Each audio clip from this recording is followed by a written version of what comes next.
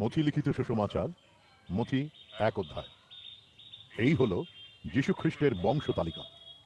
ইনি ছিলেন রাজা দাউদের বংশধর। দাউদ ছিলেন অব্রাহামের বংশধর।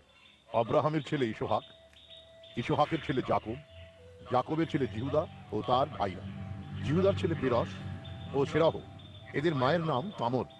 পেরসের ছেলে হিস্রন, হিস্রনের ছেলে রাম, রামের ছেলে অম্মিনাদব, অম্মিনাদবের ছেলে নহশন, নহশনের ছেলে সলমন, সলমনের ছেলে বয়স, এর মায়ের নাম রাহাব। বয়সের ছেলে ওবেদ, এর মায়ের নাম রুত। ওবেদের ছেলে যিশয়, যিশয়ের ছেলে রাজা দাউদ, দাউদের ছেলে রাজা সলোমন। এর মা ছিলেন উরিয়ের বিধবা স্ত্রী। সলোমনের ছেলে রহবিয়াম, রহবিয়ামের ছেলে অবিয়, অবিয়ের ছেলে আসা, আসার ছেলে জিহোশাফট, জিহোশাফটের ছেলে জোরাম, জোরামের ছেলে উশিয়, উশিয়ের ছেলে যোথম, যোথমের ছেলে আহস, আহসের ছেলে হিস্কিয়, হিস্কিয়র ছেলে মনাস্সি, মনাস্সির ছেলে আমন, আমনের ছেলে যোশিয়, যোশিয়ের ছেলে জিকনি ও তার ভাইরা। বাবিলে ইহুদিদের নির্বাসনের সময় ইঁরা জন্মেছিলেন। জিকনিয়ের ছেলে শলটিয়েল, ইনি বাবিলে নির্বাসনের পর জন্মেছিলেন।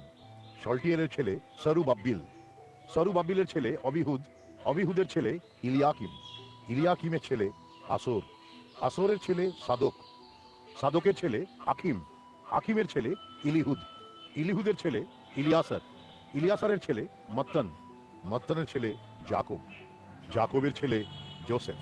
এই যোসেফই ছিলেন মরিয়মের স্বামী এবং মরিয়মের গর্ভে যিশুর জন্ম হয়, যাকে মসিহা বা খ্রিস্ট বলে। এইভাবে আব্রাহাম থেকে দাউদ পর্যন্ত মোট 14 পুরুষ, দাউদের পর থেকে বাবিলে নির্বাসন পর্যন্ত মোট 14 পুরুষ, এবং বাবিলে নির্বাসনের পর থেকে খ্রিস্টের আগমন পর্যন্ত মোট 14 পুরুষ। এই হলো যীশু খ্রিস্টের জন্ম সংক্রান্ত বিবরণ।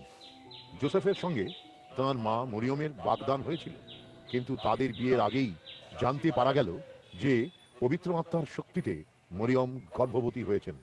তার ভাবী স্বামী যোসেফ ন্যায়পরায়ণ লোক ছিলেন।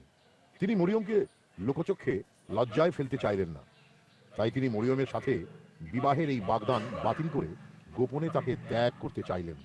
তিনি যখন এসব কথা চিন্তা করছেন, তখন প্রভুর এক দূত স্বপ্নে তাকে দেখা দিয়ে বললেন, যোসেফ, দাউদের সন্তান, মরিয়মকে তোমার স্ত্রী রূপে গ্রহণ করতে ভয় করো না, কারণ তার গর্ভে যে সন্তান এসেছে তা পবিত্র আত্মার শক্তিতেই হয়েছে।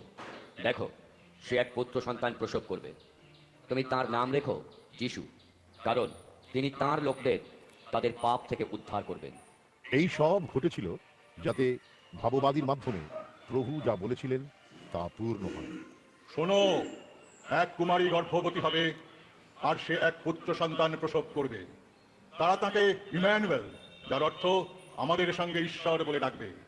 যোসেফ ঘুম থেকে উঠে প্রভুর দূতের আদেশ অনুসারে কাজ করলেন।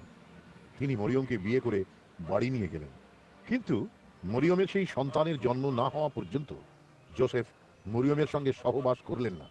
যোসেফ সেই সন্তানের নাম রাখলেন যিশু। মথি 2